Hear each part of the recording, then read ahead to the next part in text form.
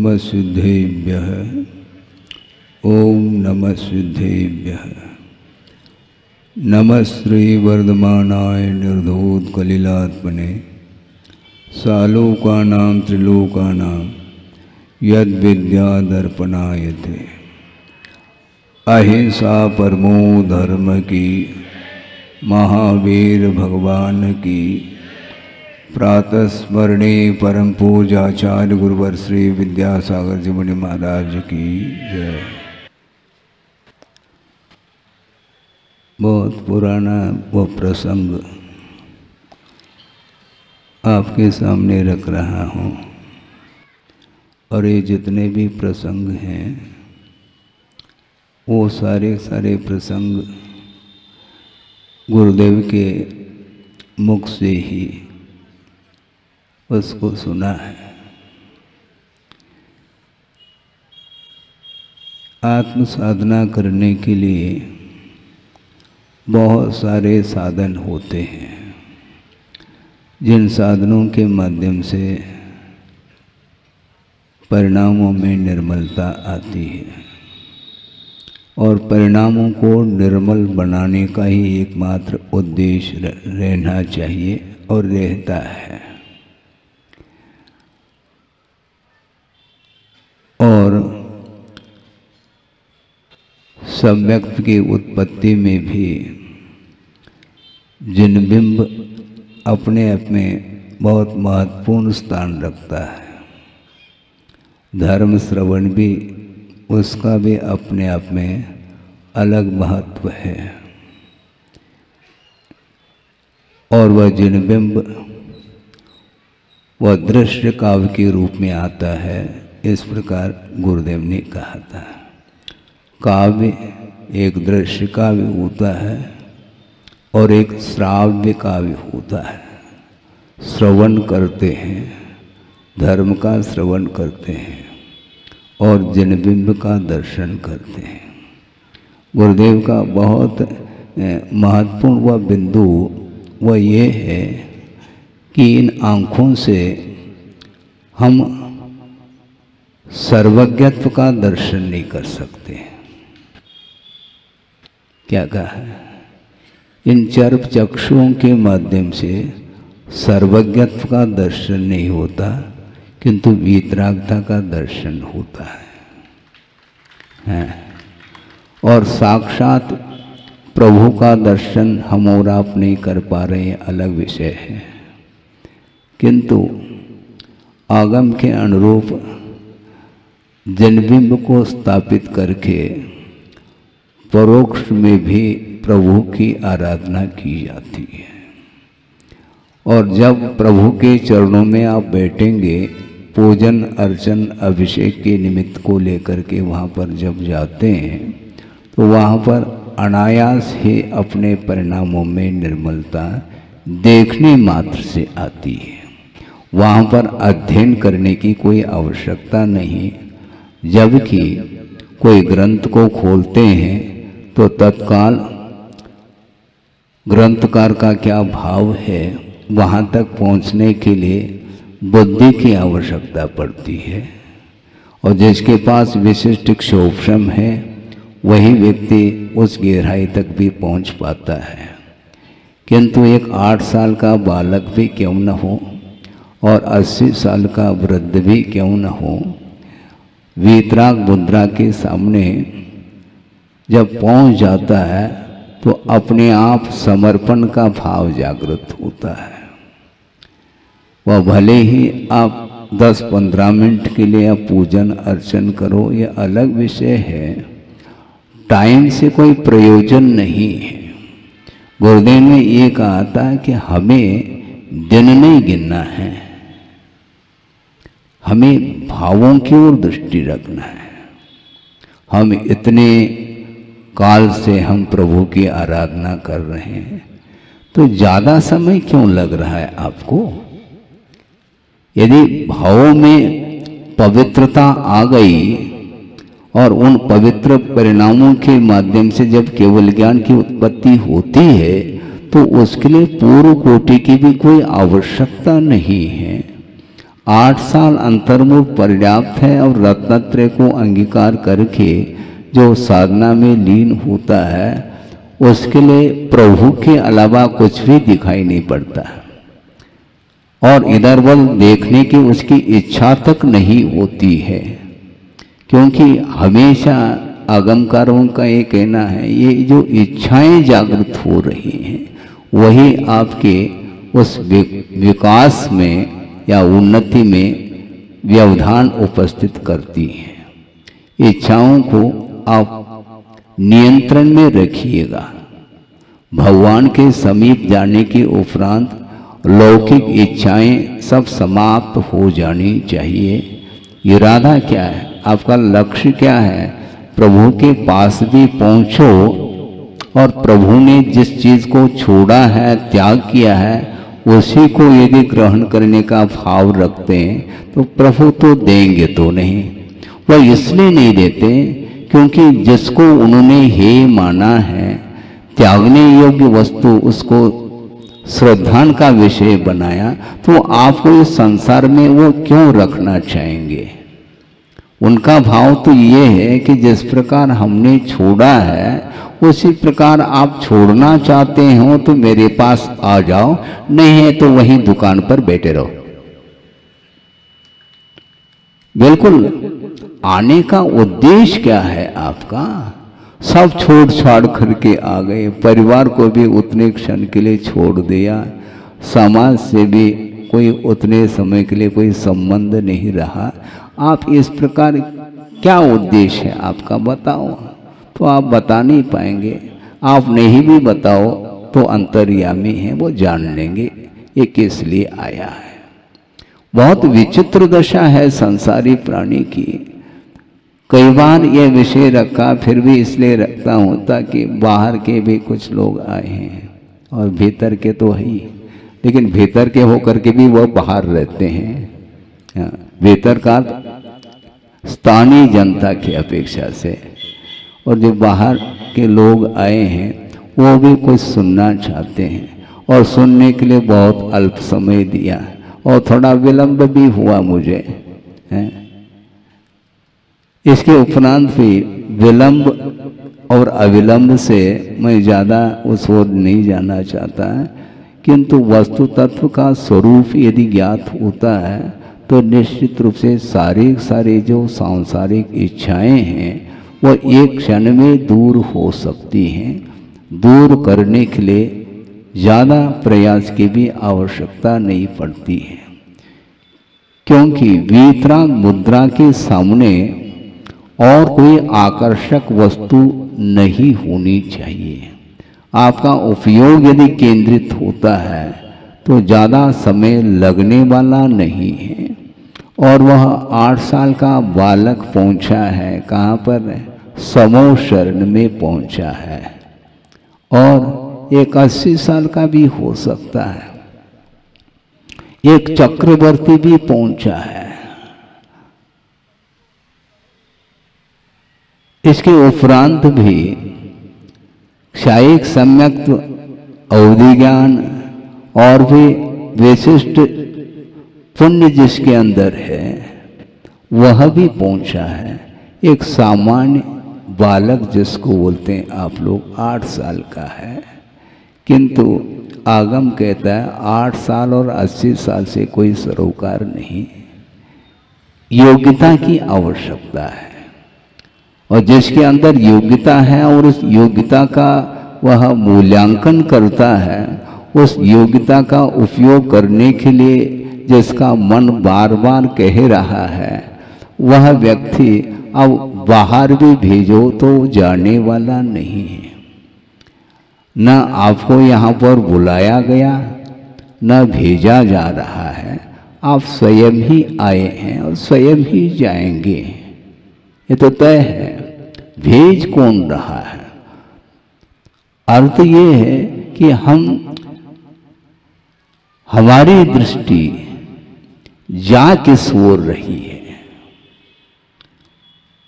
दृश्य कावे, जनबिंब को देखो, अपने आप ही बोध हो जाता है। जिसके अंदर योग्यता है उसी को बोध होना है। और जिसके अंदर योग्यता यदि नहीं है तो इस प्रकार के और भी निमित्त उपस्थित हो सकते हैं मोक्ष मार्ग संबंधी, इसके बाद भी उसका कल्याण नहीं हो सकता। सोचो, विचार करो। 923 एक नहीं दो नहीं, कहाँ से निकले वो? निवोध से निकले हैं। दो मत मिलते हैं, एक मत वह है जो डायरेक्ट ही निवोध से निकल करके चक्रवर्ती के पुत्र बने, और एक मत वह भी मिलता है निवोध से निकल करके वो गिजाई के रूप में उत्पन्न होते हैं, आप जानते हैं। उसके उपरांत नेक्स्ट जो पर्याय उनको मिलती है वो चक्रवर्ती के पुत्र होते हैं। अब सोचने का ये विषय है कि उसके पास कोई बुद्धि नहीं, न अतीत के कोई संस्कार है, पर आज अनादिकालीन संस्कार है, हम क्या करें। और उनको भी तो अनादिकालीन तो संस्कार थे, किंतु बिना बुद्धि के भी ऑटोमेटिक अवधि पूर्वक भी जीव का विकास होता है। अंतर अंतर मुहूर्त में कषायों में जो उतार चढ़ाव आता है उसके माध्यम से ही उसका विकास होता है। संयोग ऐसा जुड़ जाता है कि 923 पुत्र वो वहां से निकले और चक्रवर्ती के पुत्र बन रहे हैं। बहुत बड़ी समस्या है ये, जबकि आप लोग इतना पुरुषार्थ कर रहे हैं, इसके उपरांत भी उस क्वालिटी का पुण्य अर्जित नहीं कर पा रहे हैं, बुद्धि होने के उपरांत भी। और उसके पास कोई बुद्धि नहीं है और आपकी बुद्धि ठिकाने पर नहीं आ रही। समस्या ये है, उसके पास बुद्धि नहीं और जिसके पास बुद्धि है लेकिन ठिकाने पर नहीं आ रही। वो कहां पर, किस कोने में है वो बुद्धि? स्वयं की ही बुद्धि स्वयं के लिए काम में नहीं आ रही है। ये एकमात्र अज्ञान का परिणाम है, एक मोह का ही एकमात्र ऐसा परिणाम होता है। और चक्रवर्ती के पुत्र बने हैं और चक्रवर्ती से वार्ता नहीं कर रहे हैं। चक्रवर्ती को भारी चिंता हो रही है, पुत्र की प्रतीक्षा में था काफी दिनों से, और पुण्य की योग से वो एक ने दो ने 923 पुत्र हुए तो हैं और खूब सुंदर है, सब है, लेकिन ये गूंगे तो नहीं, बोल क्यों नहीं रहे? मान लो दूसरे से ना बोले लेकिन मुझसे नहीं बात करना चाहते हैं। इतना बड़ा वैभव इन्हें मिला है, ये इसका उपभोग क्यों नहीं करना चाहते? और क्या कमी है? कमी हमें कुछ नहीं है। उनको बात समझ में आ गई संसार का क्या स्वरूप है। घर में मौन, और यहां पर मान लो 10 मिनट के लिए मैं मौन धारण कर लूं तो व्यक्ति आता है, महाराज कोई गलती हो गई है, आप नाराज हैं ऐसा लगता है, आप बोल क्यों नहीं रहे हैं? तो मतलब बोले तो हम राजी हैं आपसे, और नहीं बोले तो बस नाराजगी। ऐसी परिभाषा हम अपनी बुद्धि से बनाते हैं। अपनी इच्छा की पूर्ति नहीं हुई तो बस मनगढ़ंत कुछ भी सोच लेता है? अपनी बुद्धि से ही सोच रहा है। आपको अवधि ज्ञान तो नहीं हुआ? हमारे भावों को आपने कैसा पढ़ लिया और तत्काल कह दिया, महाराज आप कोई गलती हो गई, हमारी तरफ देख नहीं रहे हैं आप। अच्छा, प्रभु देख रहे हैं क्या? प्रभु नहीं देख रहे हैं, लेकिन इसके उपरांत भी वो नाराज नहीं आपसे। बात क्या है इसमें? साक्षात प्रभु समोसन में विराजमान हैं, किंतु कितने लोग आए हैं, कहां कहां से आए हैं, कौन श्रेष्ठी वर्ग के रूप में आया है, कौन सामान्य है, कौन विशेष है, कौन चक्रवर्ती है, कौन मांडलिक अर्ध चक्री, इस पर कोई भी उनका ध्यान नहीं है। पूरा का पूरा जब विश्व ही उनके केवल ज्ञान में अवतरित हो रहा है तो अलग से विकल्प करके जानने की आवश्यकता क्या है। वो किसी को देख नहीं रहे हैं और व्यक्तिगत किसी से चर्चा नहीं करते और न आशीर्वाद दे रहे हैं। इसके बाद भी आपके लिए प्रभु अच्छे लगते हैं और बीच बीच में बोल करके कुछ क्षण के लिए मौन धारण करते हैं, तो महाराज हमसे नाराज हैं। ये आदत है। प्रभु के सामने क्यों नहीं कर इस प्रकार करते हैं? ऐसा क्यों होता है? क्यों मत पूछो, तर्क से स्वभाव रहता दूर। ये प्रकृति है और स्वयं की ये प्रकृति दूसरे के द्वारा परिवर्तित नहीं हो सकती। स्वयं पुरुषार्थ करना चाहें तो बहुत जल्दी वह अपने स्वभाव को परिवर्तित कर सकता है।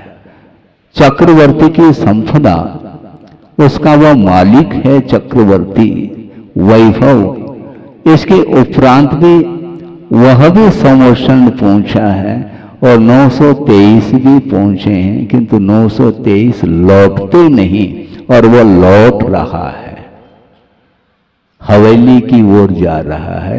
ये किसका परिणाम है? और किसी का नहीं, सिवाय मोह के। शायक सम्यक दर्शन का अर्थ अटूट श्रद्धान हो गया। वह श्रद्धान व सम्यक दर्शन कभी अपने जीवन में छूटेगा नहीं। और अधिकतम क्षायक सम्यक दृष्टि का जो काल है संसार में रहने का, मात्र 4 भव कहा है। एक वर्तमान का भव, और मान लो क्षायक सम्यक के पूर्व में यदि उसने मनुष्यायु का बंध कर लिया है तो वह भूमि का मनुष्य बनता, वह दूसरा भव। और वहां से नियम रूप से स्वर्ग जाता है, तीसरा भव। और वहां से नीचे आ जाता चतुर्थ भव, मनुष्य भू को प्राप्त करके सीधा ऊपर जाएगा। आना जाना मिट जाए मेरा, आप बोल रहे हैं, वो 4 ही भव उनके लिए हो गए, सब समाप्त हो गया। बंद काटने आया हूं, वो बंद काट रहा है, अपन क्या काट रहे हैं?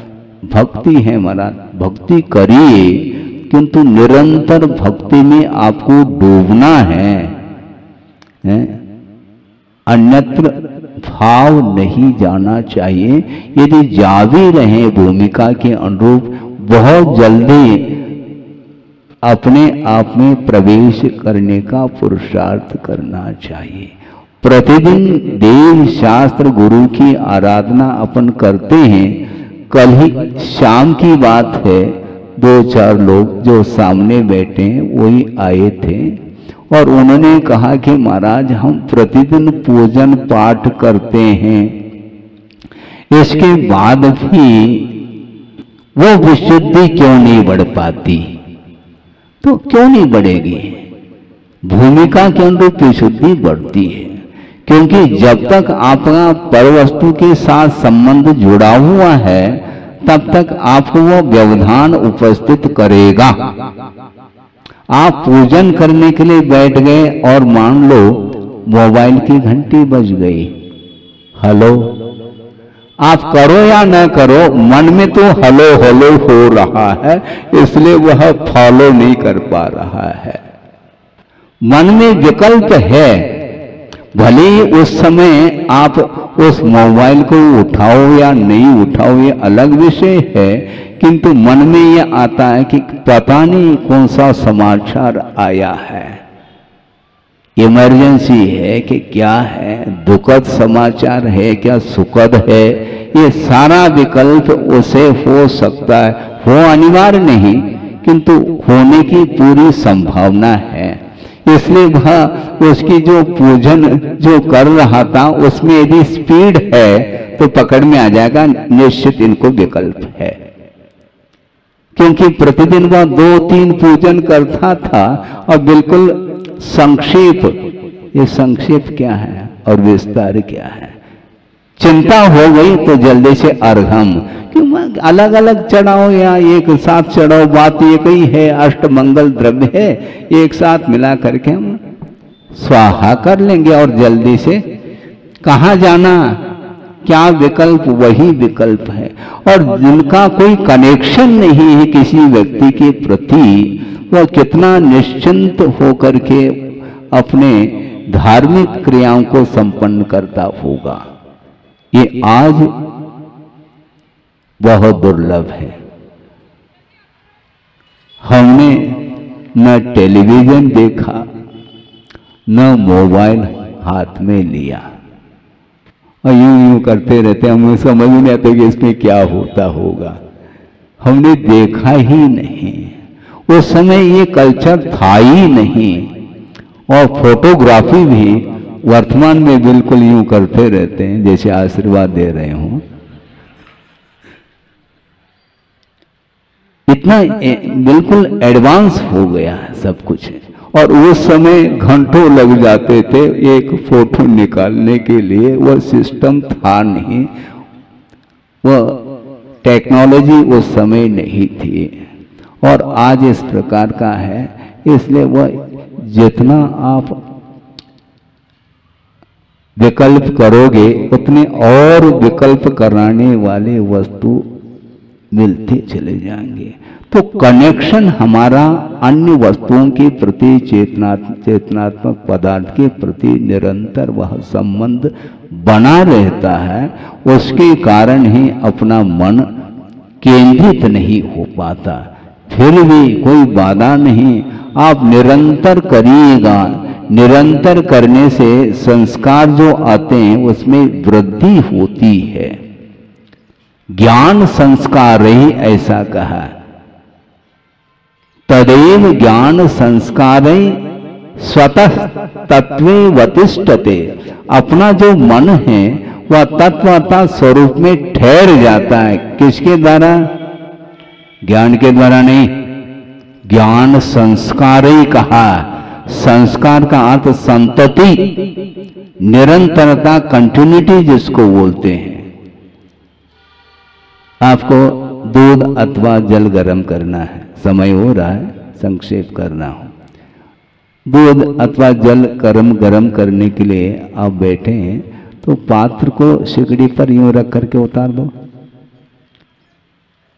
अग्नि के द्वारा जल नहीं तपता, ये ध्यान रखो। फिर किसके द्वारा महाराज? अग्नि संस्कार। हाँ, निरंतरता होनी चाहिए, तब कहीं जाकर के वह दूध गर्म होगा और वह उफान भी ले सकता है, क्योंकि निरंतरता वहां पर है। उसी प्रकार आपका परिणाम निरंतर कितने क्षण के लिए लग रहा है प्रभु में, पंच परमेष्टि में, ये आपका विषय है, मेरा विषय बिल्कुल नहीं है। आपके अंदर एट प्रेजेंट वर्तमान में कौन से विचार उत्पन्न हो रहे हैं, यह मेरे बुद्धि का विषय नहीं, किंतु आपकी ही बुद्धि का विषय है। इसलिए आपको पुरुषार्थ के माध्यम से ही अपने परिणामों को उज्जवल बनाने के लिए समय देना चाहिए। एक समय में कार्य संपादित नहीं होता, कम से कम अंतर मुहूर्त अपेक्षित है। और वह अंतर मुहूर्त में ही वह 8 साल का बालक 8 साल अंतर मुहूर्त हुआ है और रत्नत्रय को अंगीकार करके अंतर मुहूर्त में साधना के माध्यम से सब कुछ कर लिया उन्होंने। ये सब क्या है ये? और इधर चक्रवर्ती अवधि ज्ञानी हैं, क्षायिक सम्यक है, लेकर के बैठो, जेब में रखो क्षायिक सम्यक दर्शन को, और घर जा रहा है। इन्होंने सब कुछ पा लिया, अंतर्मुख में सब कर लिया उन्होंने जो कुछ करना था। बार बार नहीं करना हमें, एक बार ठोस कर लो, ठोस कदम उठाना चाहिए, अप डाउन नहीं होना चाहिए। छद्मस्त अवस्था में जो परिणाम है बहुत जल्दी अप डाउन होते रहते हैं, उसको संयत बनाने के लिए उसमें निरंतरता की आवश्यकता है। इसलिए वह 8 साल अंतर्मूर्त के उपरांत उसने रत्नत्रय को अंगीकार करके अंतर्मूर्त में ही साधना उसने की है। कैसे करते होंगे महाराज? हमें भी बताएंगे तो हम ही हो जाएगा, और क्या? वो बताने योग्य थोड़ी है वह विषय, वह प्रयोगात्मक ये दशा है।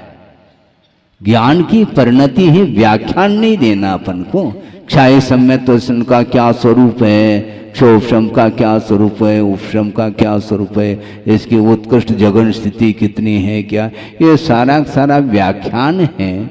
वह उस व्याख्यान की ओर नहीं जाते हुए भी यदि उसने उस विषय को प्राप्त कर लिया है तो वह कर लिया तो बस, व्याख्यान क्यों करो,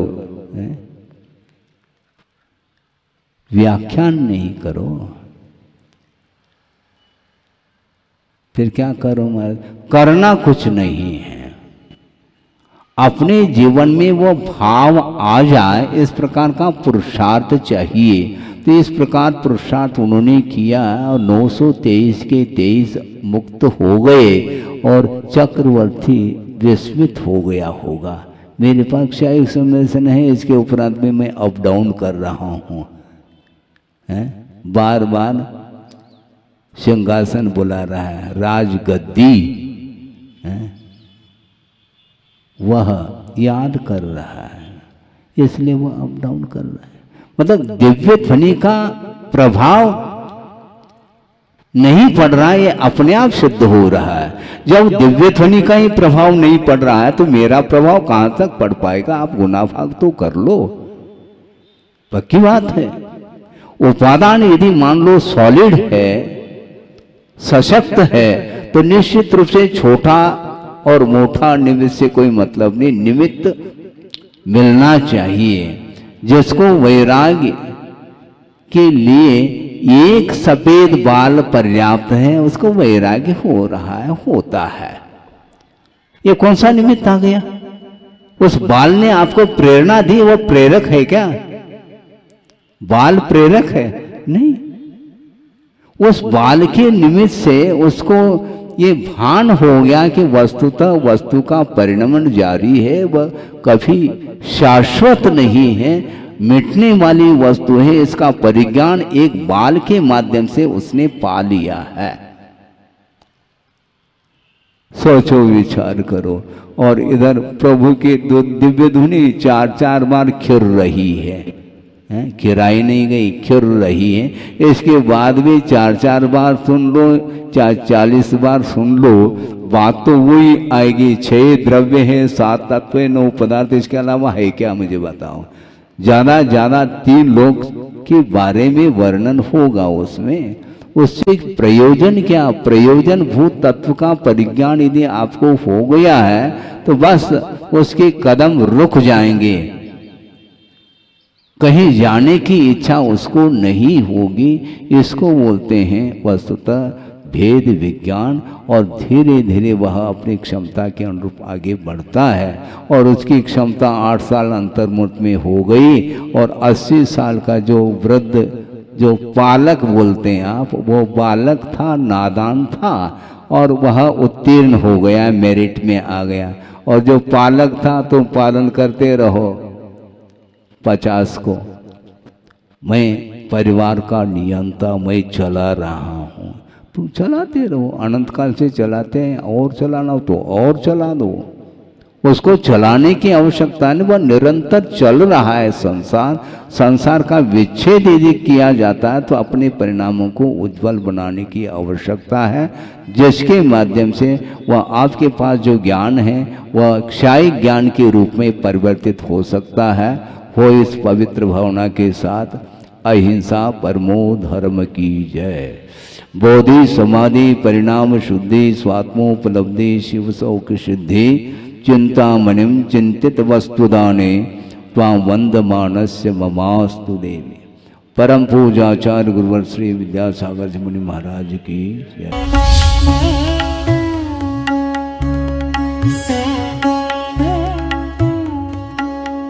परम पूज्य संत शिरोमणि आचार्य श्री विद्यासागर जी महाराज भारतीय श्रमण संस्कृति के एक ऐसे महान साधक थे जिनके ज्ञान, ध्यान और तप की चर्चा युगों युगों तक सारे विश्व में होती रहेगी। किसी ने उन्हें चलता फिरता तीर्थ कहा तो किसी ने तीर्थंकर, पर सच में तो वे चारित्र, ज्ञान, तप और वात्सल्यता में ऐसे श्रेष्ठ संत थे जिन्होंने भारतीय संस्कृति के संरक्षण और संवर्धन के साथ साथ सदैव सामाजिक समरसता का पक्ष लिया और अपने प्रभाव और प्रताप से जैन ही नहीं बल्कि विभिन्न धर्मों को मानने वाले लाखों करोड़ों लोगों के दिलों में अपना स्थान बना लिया। किंतु आज जब आचार्य भगवान देह रूप में हमारे साथ नहीं हैं, लेकिन उनके जैसे ही कठोर तपश्चर्या एवं प्रबल अनुशासन से पल्लवित संस्कारों की झलक देखने को मिलती है, उनके प्रथम आज्ञानुवर्ती शिष्य परम पूज्य नवाचार्य श्री 108 समय सागर जी महाराज में, जो उनके बताए मार्ग पर चलते हुए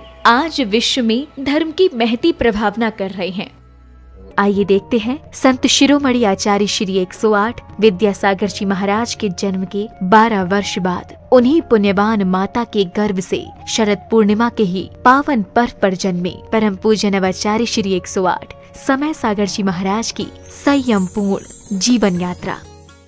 आचार विचार हो या व्यवहार, तपश्चरण हो या संस्कार या फिर हो व्यक्तित्व की बात, परम पूज्य नवाचार्य श्री 108 समय सागर जी महाराज प्रत्येक दृष्टि से साक्षात आचार्य भगवान की प्रतिलिपि कहे जा सकते हैं। और हो भी क्यों ना, आखिर जन्म देने वाले माता पिता तो एक ही हैं, और फिर इसे एक विचित्र संयोग कहें या फिर मलप्पा जी और श्रीमती जी के पूर्व भवों का पुण्योदय, जो उन्हें 27 अक्टूबर सन 1958 को शरद पूर्णिमा के ही पावन पर्व पर पुनः एक बालक के माता पिता बनने का सौभाग्य प्राप्त हुआ। 6 भाई बहनों में सबसे छोटे किंतु शांत प्रवृत्ति के इस बालक का नाम शांतिनाथ रखा गया।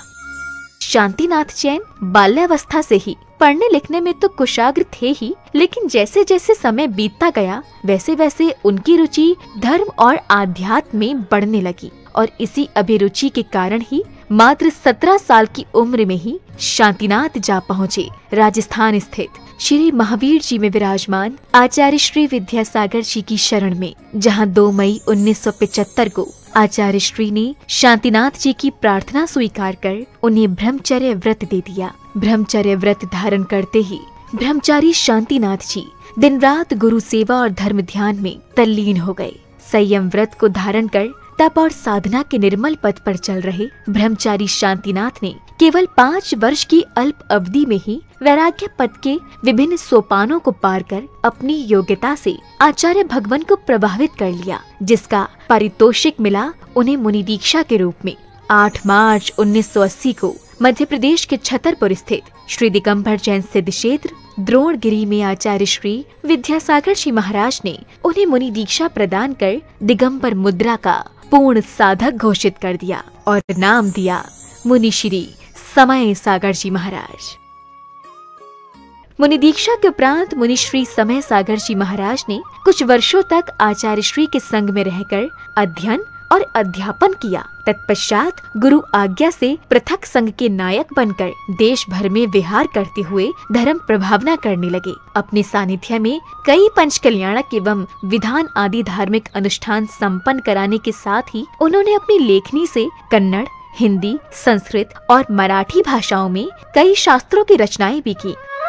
सन 2018 में ललितपुर में हुए पंच कल्याणक के दौरान आचार्य कुंद के नियमसार में वर्णित निर्यापक श्रवण की व्यवस्था का उल्लेख करते हुए आचार्य विद्यासागर जी महाराज ने मुनि श्री समय सागर जी महाराज को निर्यापक पद की उपाधि प्रदान कर संघ में नव दीक्षित मुनिराजों के निर्वाह का उत्तरदायित्व सौंप दिया। आचार्य कुंद देव ने यह बात बहुत स्पष्ट लिखी है, वह बात आप लोगों को समझ में आना चाहिए। जो दीक्षित करते हैं वे आचार्य कहलाते हैं, और इसके उपरांत जो नव में नए दीक्षित होते हैं उनके निर्वाह करने के लिए निर्यापक, हाँ आचार्य तो नहीं लिखा लेकिन निर्यापक श्रमण का वह रूप दिया है उन्होंने। ये निर्यापक का अर्थ यह है जैसे आचार्य महाराज कहते हैं उसके अनुसार जिनको ये दिया जाता है।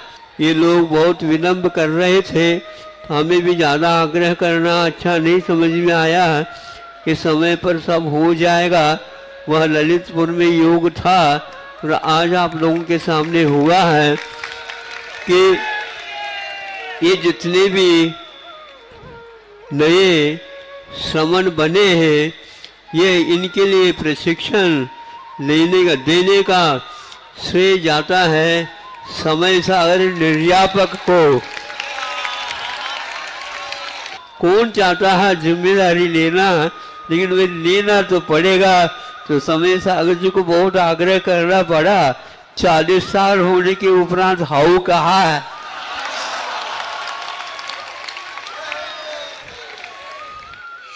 समय अपनी गति से चलता रहा। छत्तीसगढ़ के डोंगरगढ़ स्थित चंद्रगिरी तीर्थ में विराजमान आचार्य श्री विद्यासागर जी महाराज ने 6 फरवरी के ही दिन आचार्य पद के लिए निर्यापक श्रमण मुनि श्री समय सागर जी महाराज को चुन लिया एवं अपनी समाधि से 3 दिन पूर्व 15 फरवरी 2024 को आचार्य पद का त्याग कर पूर्ण संलेखना की ओर अग्रसर हो गए। आचार्य भगवान की आज्ञानुसार निर्यापक श्रमण मुनिश्री समय सागर जी महाराज ने 16 अप्रैल 2024 को दमोह के कुंडलपुर में समस्त आचार्य संघ एवं देश भर के जैन समाज की उपस्थिति में पूज्य गुरुदेव के उत्तरदायित्वों के निर्वहन के लिए आचार्य पद स्वीकार कर लिया। पूज्य नवाचार्य समय सागर जी महाराज के अंततः ये कहा जा सकता है कि आज का दिन केवल एक पर्व ही नहीं बल्कि स्वर्णिम अक्षरों से लिखित एक ऐसा अध्याय है जो विश्व के धार्मिक इतिहास में सदा ही अमर रहेगा। ये मात्र एक संयोग नहीं बल्कि पूरे समाज का पुण्य है जब एक ही दिन जन्मे गृहस्थ जीवन के 2 भाइयों ने गुरु शिष्य के रूप में परिवर्तित होकर धर्म उत्थान को अपना कर्तव्य माना और इसे परम पूज्य संत शिरोमणि आचार्य श्री 108 विद्यासागर जी की कठोर तपश्चर्या एवं संस्कारों का ही परिणाम कहेंगे, जो आज नवाचार्य श्री समय सागर जी महाराज भी उनकी अक्षुण्ण परंपरा का निर्वहन करते हुए धर्म की प्रभावना कर रहे हैं। आज पूरे विश्व का जैन समाज ये आशा कर रहा है कि परम पूज्य नवाचार्य श्री समय सागर जी महाराज भी संत शिरोमणि आचार्य श्री विद्यासागर जी महाराज के बताए मार्ग पर चलकर उन्हीं की भांति धर्म उत्थान का कार्य करते हुए समाज को एक नई दिशा प्रदान करेंगे। एक बार पुनः धर्म के महान उन्नायक परम पूज्य नवाचार्य श्री समय सागर जी महाराज के चरणों में हमारा त्रैबार नमोस्तु, नमोस्तु भगवन, नमोस्तु भगवन।